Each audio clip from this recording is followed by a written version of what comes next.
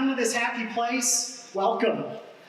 If you're here for the cat lovers meet and greet, that's not this room, but I think you're gonna have a good time just the same. This is History Through Disney Movies. My name is Charles Crouch. By day, I, with my dad, run the marketing firm, the Crouch Group, that he started 30 years ago, and I'm a personal trainer for older adults. But in my free time, I'm a big Disney fan. The first time I went to Disney World, I was 18 months old. My parents took me. They had been several times before. Everyone said, oh, at 18 months old, he's not going to remember any of it. I don't remember that trip in particular, but I have since been so many times I've lost count, and I do remember most of those. I am a D23 member of the official Disney fan club. I'm a Disney World annual pass holder. I'm a Disney Vacation Club member. On social media, my handle is MilkyD23. Milky was a high school nickname because of my hair color. And D23, obviously because of the Disney D23 fan club. You're not on Blue Sky. I'm sorry? You're not on Blue Sky. I'm not on Blue Sky, no. Yeah, I'm not on every social media platform, but most of them. Instagram is my preferred one. Just to get started here, I like this color graph. This is the cells, the color of the cells for every Disney movie, starting from Snow White up here all the way down. So you can see kind of the black area here is where the credits are rolling. I just think it's a really interesting visualization of all the Disney movies. So in 1923, Walt Disney and his brother Roy opened the Disney Brothers Studios, initially out of their uncle's garage in Hollywood. Over the years, they finally opened their own building, grew to the company we know today, but very humble beginnings from the start. When they started, their bread and butter were short films, animated films. The first big hit they had were called the Alice comedies, starring a real live human girl on interacting with animated characters on screen. You can see there she's interacting with a cat creature saying, "My hero." Those were successful, but with any live action person, they're going to grow up. And so the Alice comedies were short-lived because they couldn't keep replacing the actress because the actresses kept growing up.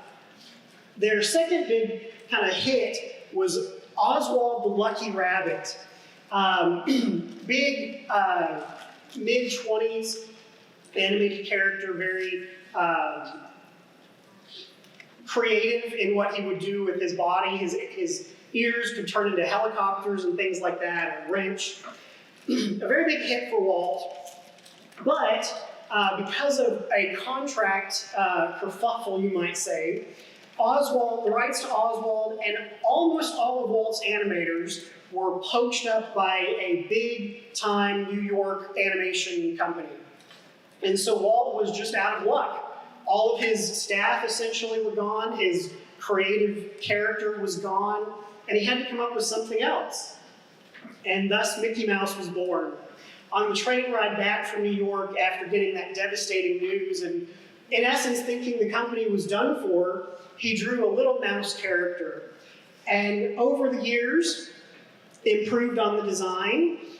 The first short was going to be called Plain Crazy, but between when Walt came up with Mickey and when they were going to release the short, a movie called The Jazz Singer came out, the first talkie. And so immediately any silent films were passé. They would not do much at the box office. So Walt paused the production on the first Mickey shorts and started essentially from scratch with all new laugh track, synchronized sound. He did the voice for Mickey at first, and Mickey was a almost out of the box hit. Mickey Mouse clubs, unofficial clubs would show up to the theaters to see the new Mickey Mouse short every Saturday. And it was a big hit. Walt was back with his character that he fully owned. There would never be any dispute or any stealing of his characters ever again. With the Mickey characters, you have Goofy, Donald, Pluto, Mickey, Daisy. Very humorous, very silly cartoons typically. But Walt wanted to advance the medium of animation more. And so they created the Silly Symphony series. Not always as humorous, sometimes they're funny, but more of testing the art form of animation. One of the first ones was Flowers and Trees, similar to Steamboat Willie, the Mickey shorts. Walt paused production halfway through, and they switched from a black and white cartoon to fully color. The short was almost completely done, and they paused production and started again from color. And it was also a big hit. In the mid-30s, another Silly Symphony came out with Three Little Pigs, which a fun story, classic fable of the Three Little Pigs. But the song from it, Who's Afraid of the Big Bad Wolf, became an anthem against the Great Depression. So this silly cartoon, just to be entertaining in the theater, became a cultural shield against the depressive state of the Great Depression. But Walt, continuing to want to advance the art form of animation, was not satisfied. They kept growing their studio. Instead of in their uncle's garage, it was now on Hyperion Boulevard. And you can see the photo there on the side. That was about midway through using that studio. When they moved out of there, that entire block was taken up. There was almost no green space because they just kept having to build more and more rooms for more and more productions. But trying to push the art form, Walt started sending his animators to Cal Arts. They were good cartoonists, they were good animators. He wanted them to be good artists. And so they practiced human drawings, they practiced animal drawings. Walt wanted to push the art form of animation to a new place, including to a new length. The golden era, as I call it, of Walt Disney Animation started in 1937 with Snow White, the first fully animated feature film. At the time, no one thought that it would do well. They even called it Walt's Folly, because no one would sit for 90 minutes to watch a cartoon. Those are short features. People thought it would hurt your eyes to watch a cartoon that long. But like Steamboat Willie, like Flowers and Trees and the Silly Symphonies, Snow White was an immediate success and proved that the art form of animation could be not just the addition to the feature film, but could be the feature, could be the reason you go to the theater. And so pushing the art form further, the first 5 films of this golden era, Fantasia, Pinocchio, Dumbo, and Bambi, all are very different in their production. Fantasia is the first time that you're in a feature film giving animated representations of classical music. Walt called it a masterpiece. He loved the production and sitting in on the full orchestra recordings for his animated movie. Pinocchio presented some interesting challenges. Of course, it's the story of a wooden boy wanting to become real. But how do you animate a character that's made out of wood but alive? They kept running into issues of the animation looking too wooden, looking too unrealistic, too much like a stick figure moving around. And so production took a while on Pinocchio, just trying to get the art where it needed to be. In the middle of this time, the Walt Disney Company goes on strike. A growing movement, unionization within all of Hollywood, particularly the movie studios. The Disney studios were one of the last studios to be unionized. Up until this point, Walt was Uncle Walt. The company, he felt, was really truly like a family. But unionization was on the horizon. And an animator named Art Babbitt, sort of a rabble-rouser, but in some ways wanting to get better rights for the animation staff, moved to unionize the company.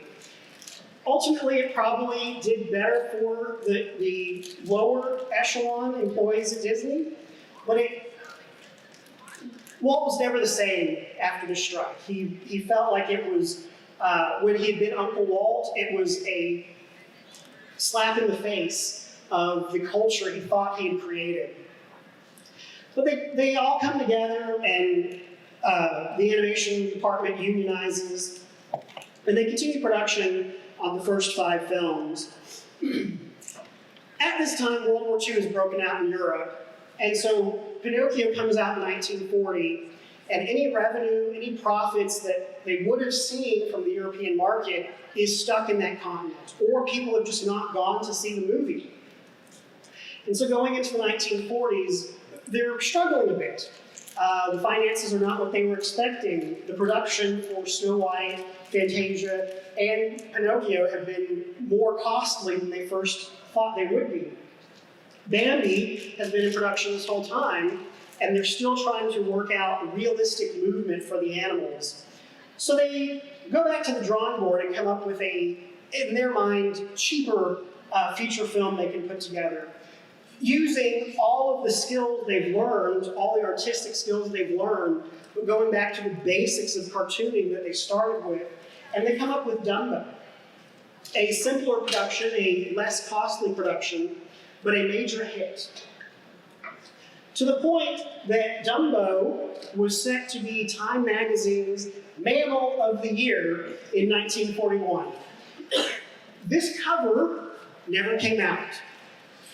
It would have been the first non-Man of the Year for Time Magazine. Unfortunately, in December of 1941, the Japanese attacked Pearl Harbor. And the rest of the covers for that year for Time Magazine were only covering World War II and the US's involvement in the conflict. Because of the US getting involved in World War II, many of the young male animators and other staff at the Walt Disney Company sign up to join the war or overseas. At different periods, sections of the Walt Disney Studios are used for marching troops around training exercises, or company barracks for part of it. Production on movies certainly slows down. None of that revenue is coming in from Europe because of the war. And so the company, instead of feature films, pivots more to propaganda things. One of the big hits for the time was Victory Through Air Power.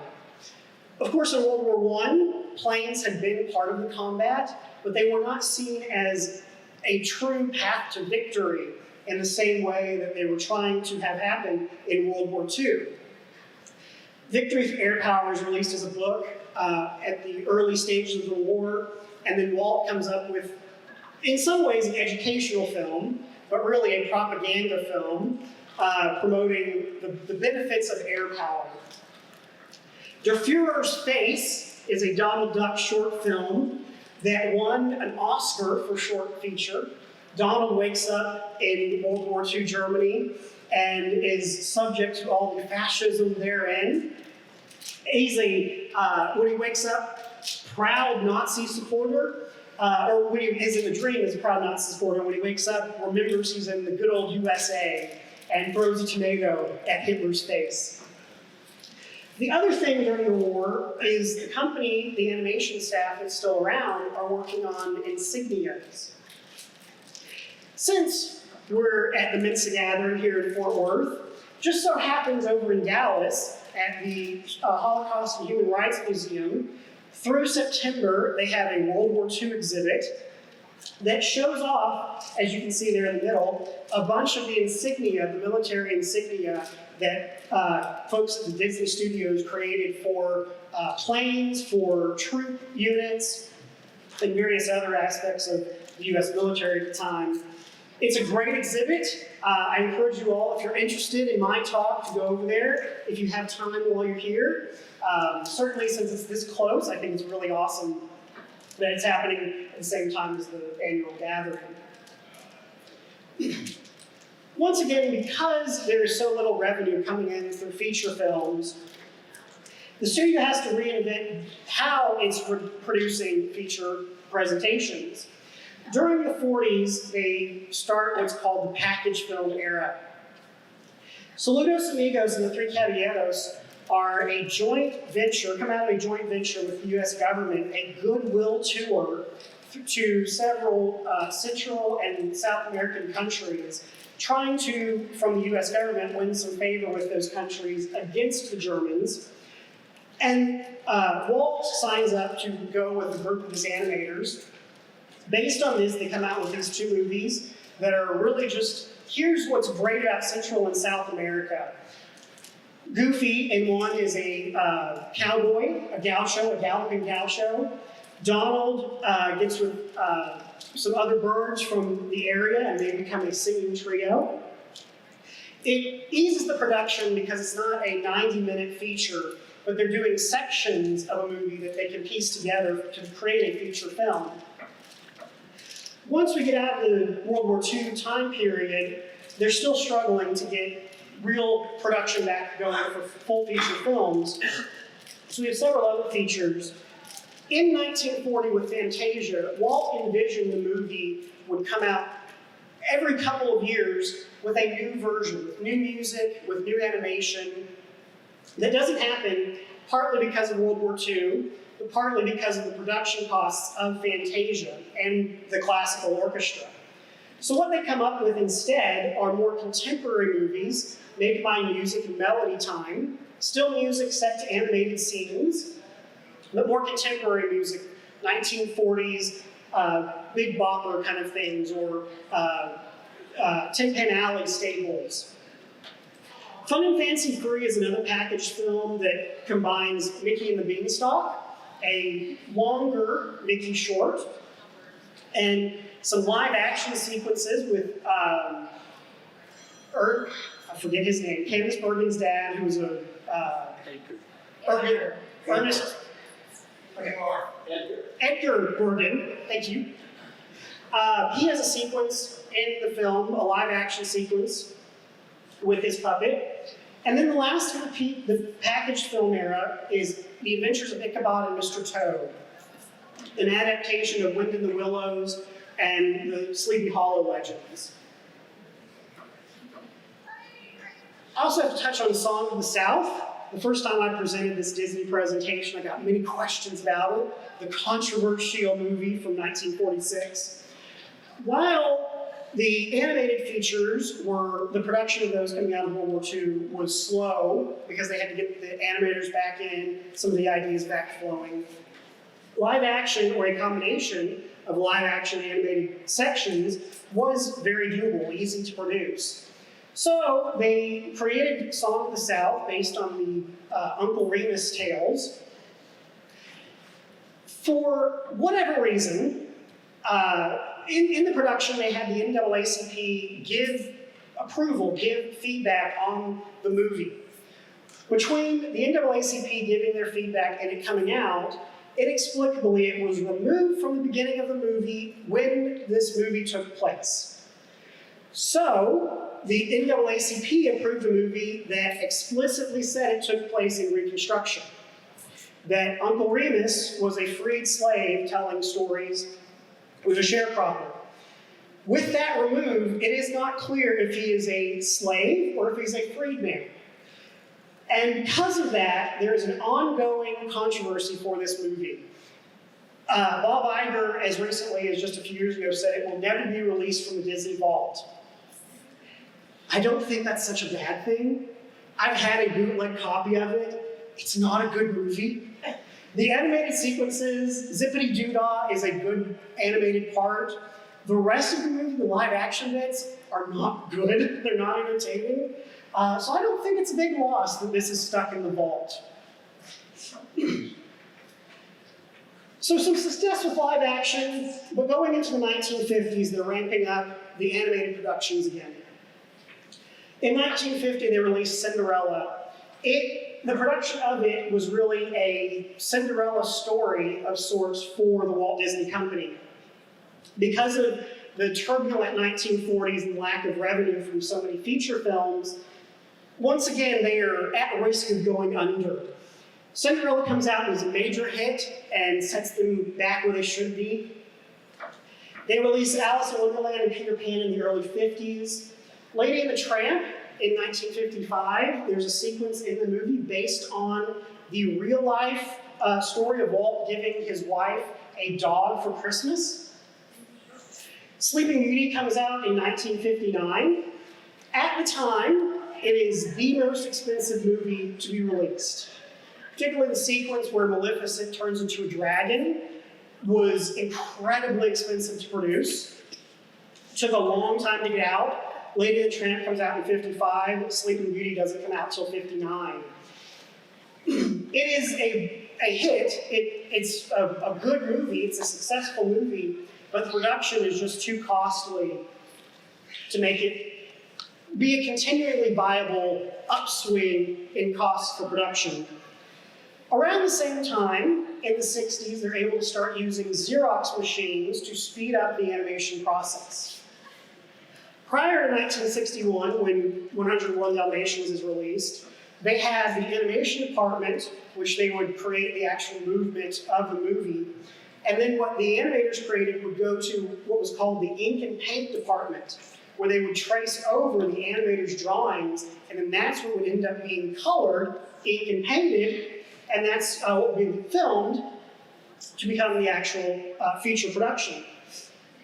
A timely process, a skilled process, but it took a while and cost a lot.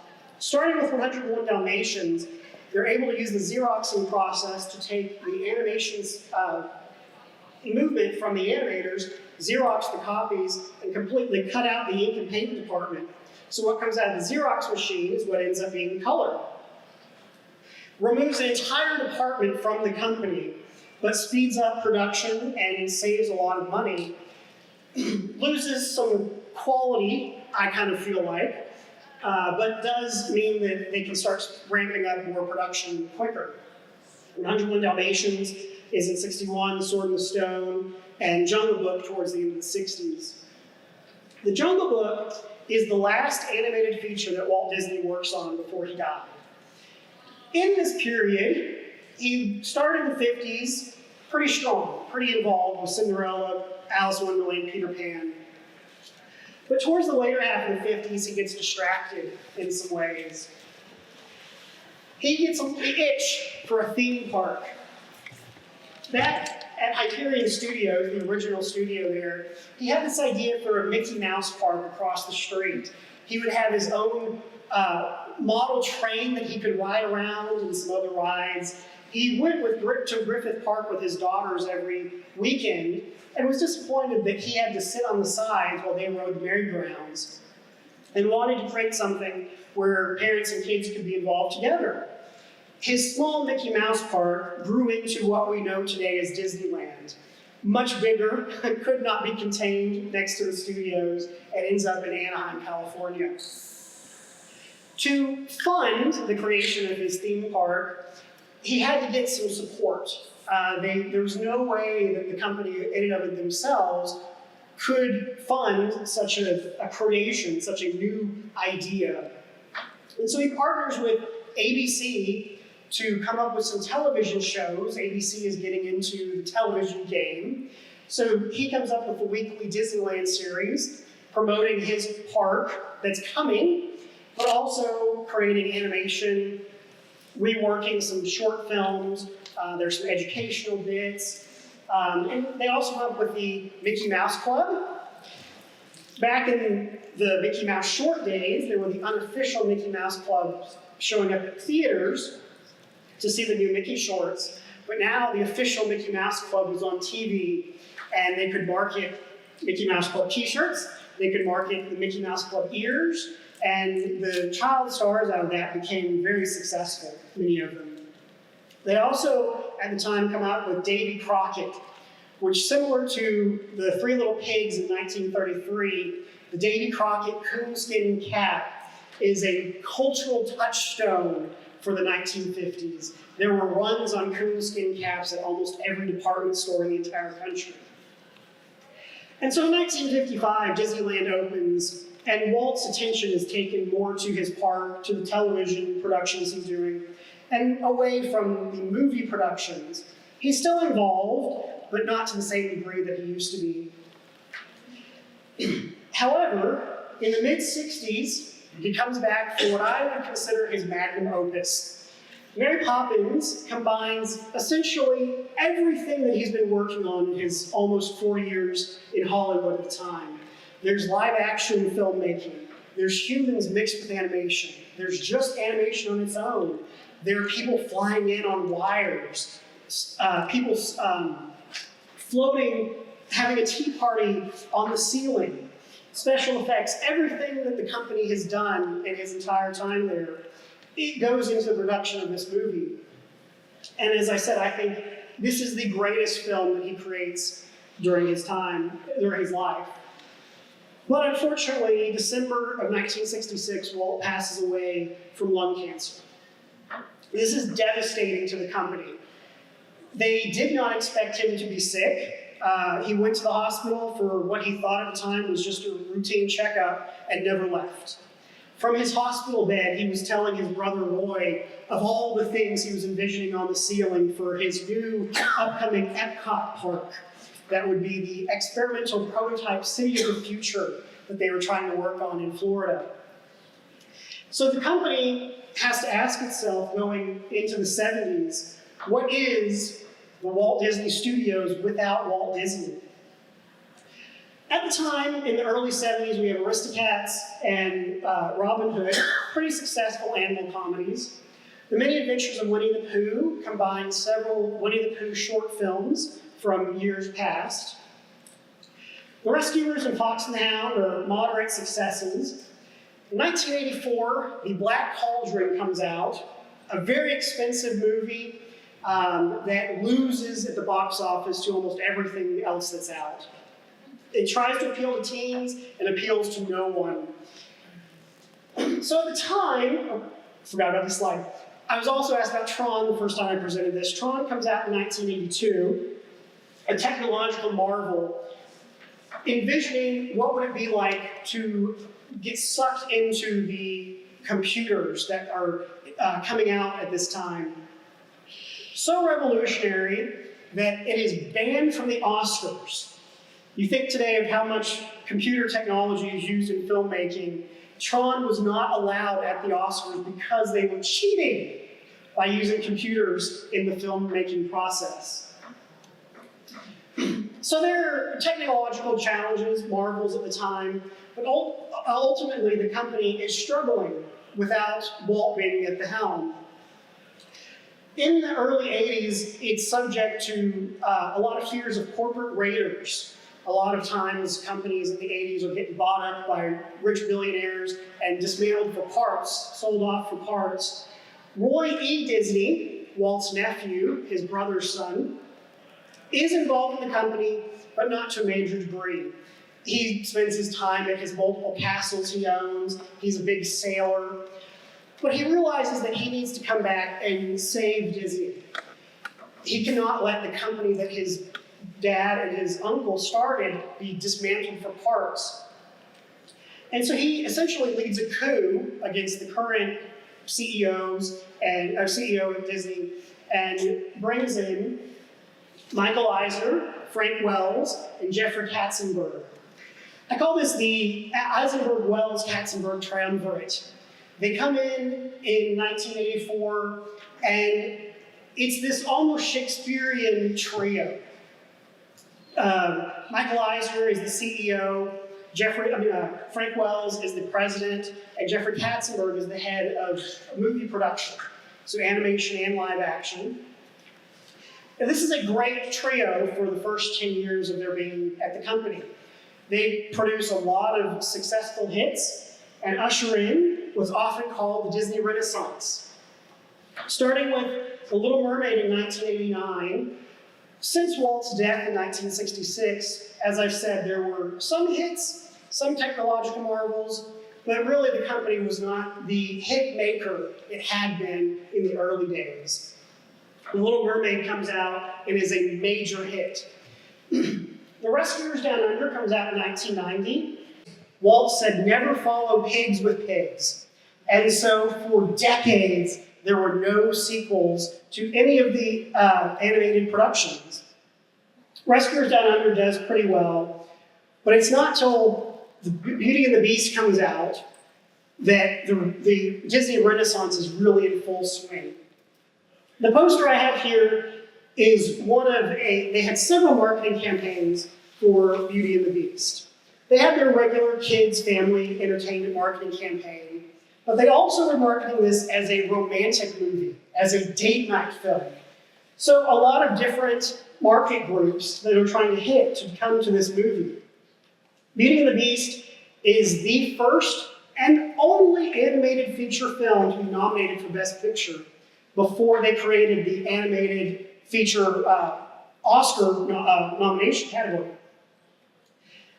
Aladdin, Lion King are both major hits. Pocahontas, the historic, if you put that in quotes, epic, they thought it was going to be a big hit. It pales in comparison to the two before it, but it's still a major hit. Going to the late 90s, we have The Hunchback of Notre Dame, Hercules, Mulan, and Tarzan. All hits, but starting to wane in some of the quality. Particularly around the production of Lion King, there's a big issue. In 1994, Frank Wells dies in a helicopter crash. Similar to Walt's passing in 1966, this is sudden, this is chaotic, catastrophic for the company. Michael Eisner has used Frank Wells as his sounding board, his conscience of sorts, the Jiminy Cricket on his shoulder for 10 years that they've been running the company together. He does not really know what to do without Frank Wells. At the time, Frank Wells had been planning his retirement, but he was not there yet. There were no formal plans. Informally, Michael Eisner had promised the Disney presidency after Frank Wells left to Jeffrey Katzenberg. When Frank Wells unexpectedly dies, Jeffrey Katzenberg comes to Eisner and says, well, Frank's gone, make good on my deal. And Michael Eisner says, this is the wrong time, we're at his funeral. I'm exaggerating. But it was an inopportune time, and they had a falling out, Jeffrey Katzenberg and Michael Eisner. Jeffrey Katzenberg goes on to be one of the founders of DreamWorks, a competing animation studio with Disney through the late 90s and into the 2000s. During this period, Michael Eisner has a heart attack, and because Jeffrey Katzenberg has left, because Frank Wells has died, he, similar to Caesar, why I use the triumvirate language, consolidates power under himself. Michael Eisner becomes the president, CEO, and basically everything at the Disney company. It's said that at this time, while he's taking in more responsibility, becoming more and more cautious. The first 10 years there at the company, they were experimental. The Little Mermaid, Beauty and the Beast may not have been as successful if they were more cautious with the production, with the marketing for those two movies. But in his hesitancy, in his cautiousness, Michael Eisner starts producing more and more Disney straight-to-video sequels. As Walt said, don't follow pigs with pigs. Michael Eisner decides to go in the complete opposite direction and create every sequel he can think of with the new medium of home video. These are not done by the Disney animation studio. They are done by a smaller production team, a less quality production team, and the quality shows. Many of these are not good. Some are gems, but a lot of them are middling at best, awful at worst. And they create a culture in a lot of the company that whether or not we create these really good feature productions, they may just be turned into run-of-the-mill story sequels. So Jeffrey Katzenberg has left and started DreamWorks. Michael Eisner is being more cautious, releasing more and more video sequels. And there's another startup, Pixar. That started as a branch of Lucasfilm. George Lucas started this as a computer animation wing of Lucasfilm. sells it to Steve Jobs to pay off some of his divorce debt. And the creative group at Pixar really wants to make their own feature film.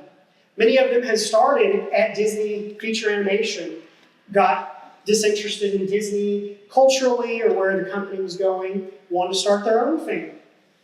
So in 1995, they released their first feature film, Toy Story, the first fully computer animated feature movie of all time. A similar revolution to Snow White for the Disney company. Because of that, Disney is the distributor for Toy Story. Pixar doesn't have the clout and the ability to release their own movie, so they partner with Disney to do so. And they have a whole slew of animated hits after Toy Story. Very creative movies, both narratively and in the computer animated world. And it really is hurting the tail end of the Disney Renaissance. Because of this, we kind of get into the early 2000s and what I would call the experimental era. Some movies early on are genuine tries at something new. Fantasia 2000 is a passion project for Roy E. Disney, Walt's nephew. Again, Walt wanted to release a version of Fantasia every few years with new music and new animated sequences. And 60 years later is the first time they actually released the Fantasia sequel. Dinosaur also comes out in 2000. All the characters in Dinosaur are computer generated. The backgrounds are all real places. So it's a combination of an experiment at the time, one of Disney's first forays into computer animation, and combining it with non-animated backgrounds. Atlantis and Treasure Planet being a space epic of Robert Louis Stevenson's Treasure Island, Atlantis being a version of the Atlantis myth, both using computer-generated graphics in the film, largely being still 2D animation. Similar with Lilo and Stitch and Brother Bear, Home on the Range, some computer-generated, but mostly 2D animation. Chicken Little is the first fully 3D animated movie that the Disney studio produces. So this is now 10 years after Pixar released Toy Story. I like Chicken Little. It's a contemporary comedy, and it is the lowest rated Disney movie on Rotten Tomatoes. It tries something different, but doesn't do everything the way it should be. But it was an experiment, their first foray into computer generated graphics. Bolt and Meet the Robinsons, similarly, 3D animation, different stories. I think both good movies, but didn't quite find their audience, certainly compared to some Pixar films. Because of the threat from Pixar, the threat from DreamWorks, because of Michael Eisner's cautiousness, and because of a diminishing stock price, largely fueled by 9/11, the straight-to-video sequels, and some other challenges or missteps on Eisner's part, Roy E. Disney once again goes and tries to save the Disney company. He leads a coup against Michael Eisner and brings in Bob Iger.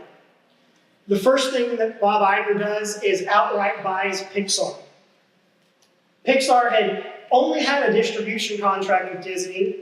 Michael Eisner had threatened to create some straight-to-video sequels with the Toy Story characters and other Pixar characters that the Pixar guys did not feel their characters should be taken away from them. And so they were about to go away from Disney. Bob Iger comes in, outright buys the company, and straightens everything out. Leads to a much more creative period, a much more, because of Bob Iger, experimental and profitable era, starting with Princess and the Frog, a return to 2D animation. Winnie the Pooh in 2011 is a sequel to The Many Adventures of Winnie the Pooh. Frozen in 2013 becomes arguably the biggest hit in all of Disney animation history. Big Hero 6, Zootopia, Moana, and Wreck-It Ralph all are interesting new stories, creative stories. Wreck-It Ralph 2, Ralph Breaks the Internet, and Frozen 2 become the first really successful Disney sequels. And this whole era, because of the success, because of the new creativity injected in the company, is often called the Neo-Renaissance. Going into COVID, so many people were at home watching movies. Production for a lot of the animated films was moved into people's houses. Raya and the Last Dragon is released only on Disney Plus during COVID. Encanto is released in theaters. Doesn't get a huge foothold in theaters, but because particularly of We Don't Talk About Bruno becoming a hit, when Encanto hits streaming, it's a major hit. Strange World is released in theaters. Almost no one sees it. Wish comes out in theaters and is the grand feature for the Disney company's 100th anniversary. I don't think it's a very good movie. I was very disappointed that was the one they released for the 100th anniversary. Moana 2 is a big hit, and Zootopia 2 came out just this last Thanksgiving. So, some struggles. Now it's time to stay. I wasn't ready for that yet. Some struggles here during the COVID era, figuring out how do we work, how does the company reinvent itself in a streaming landscape. Some successes, some failures, but I think now Bob Iger has retired, they have a new CEO, so we'll see how that plays out in the near future. But now, we'll move on to the last slide and say it's time to say goodbye. To all our company. I thank you for attending my presentation. And if you want to sing along, sing along. Real soon.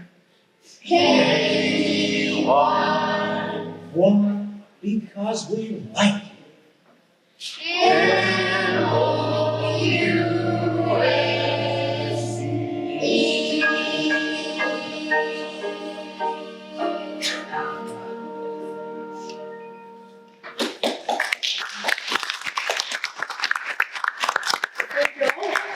Again, thank you all for attending. Does anybody have any questions?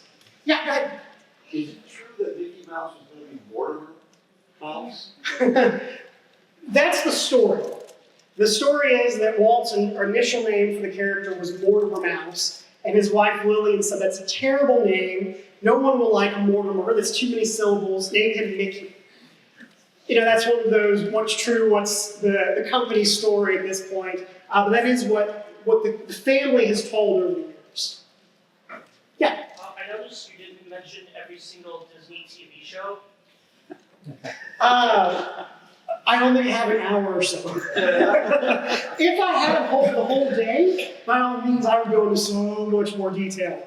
But is there a TV show that you were disappointed I didn't mention? One thing with that, so with the sequel, the straight-to-video sequels, being the lesser animation studio, a lot of the TV productions are that same animation group. So the quality of the animated sequels, the straight-to-video sequels, is a little bit better, a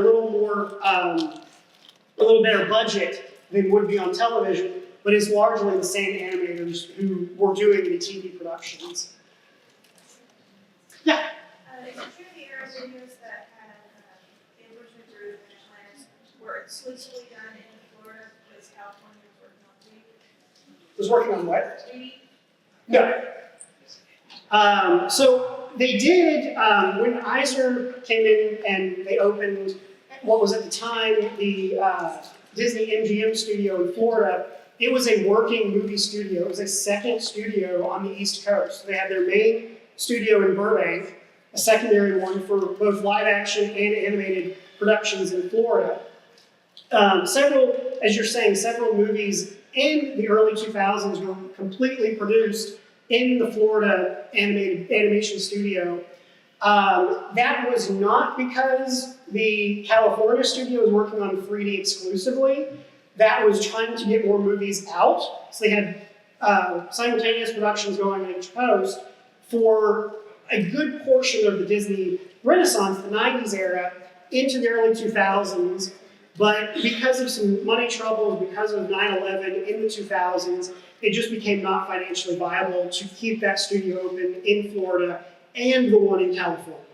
So that's kind of why they had the two and why they shifted everything back to only California. Another question, yeah?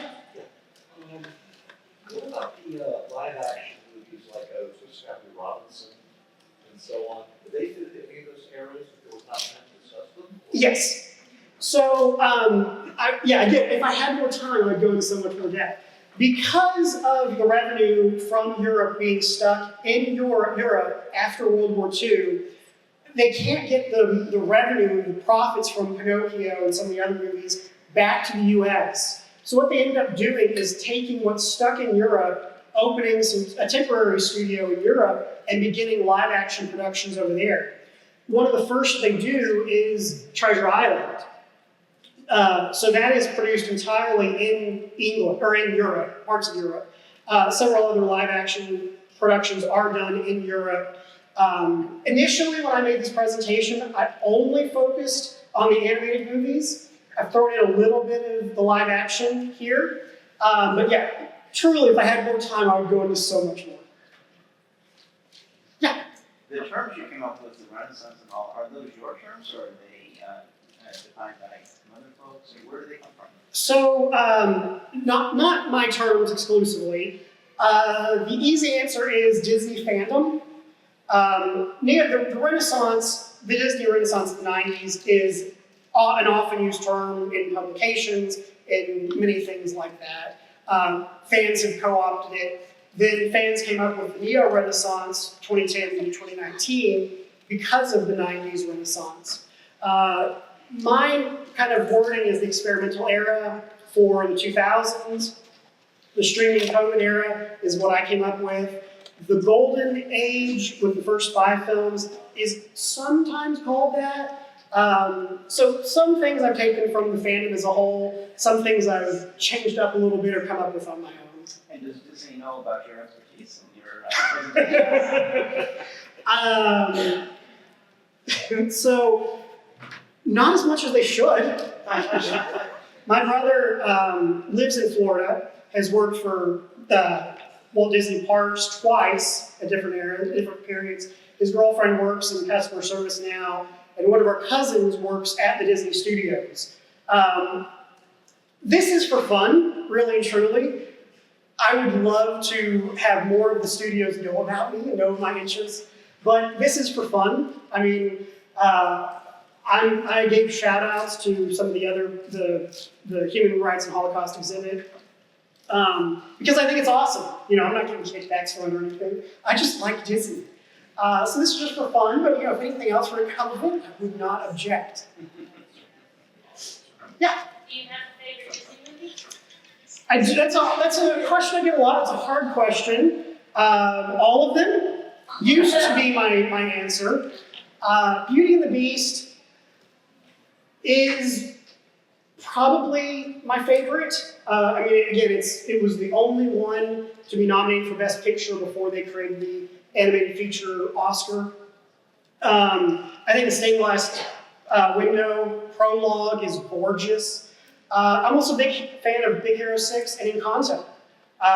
So if you asked me 10 years ago, my answer would be very different. But today, if I had to pick, it would be Beauty and the Beast, a tie, Beauty and the Beast, Big Hero 6, and Encanto. Yeah. Is there an actual policy behind all the live action remakes they're doing? Policy? What makes money gets made. I'm not a fan of the live action ones. I think they're cash grabs, but they've all made almost $1 billion. Nostalgia is a money maker. The international market cannot be ignored. While in the US we might be not the biggest fans of some of the live action remakes, overseas, particularly in China, they are massive, massive hits. So while they may not be the best in quality, it's the same story told again, they're making money. So that's the policy. Any other questions? Yeah, when I was a kid, Davy Crockett was just a huge hit and hugely influential among friends. And even my dad liked that. Did you have a coonskin cap? Yeah, of course. Awesome. Yeah, and do you think they'll ever do anything more with American history along those lines? Not along those lines. Davy Crockett is historical fiction. I mean, there are embellished parts of that series. When Epcot first opened, it was opened as a park for edutainment, as they called it. Very educational, theme park type attractions. But over the years, the interest has just waned from the history aspects. One of my favorite attractions is Hall of Presidents, but it keeps being politicized. They are getting rid of Tom Sawyer's Island at Disney World in favor of a Cars Land, which nobody went to Tom Sawyer's Island anymore. It's sadly a missing part of Disney history, but Walt said the parks are not a museum. And so the ever-evolving wheel of time, you know. There are always interesting stories through history. Recently, Disney produced Young Woman in the Sea. I think it was called Daisy Ridley plays the first woman to swim the English Channel. So history is still going to be part of their movie making, but a lesser degree certainly than Davy Crockett or some other things in history. Well, thank you all. Again, I appreciate you coming to my presentation. If you have any other questions, feel free to catch me. But I'm glad you let me come talk about this. I'm very passionate about Disney, and thank you all again.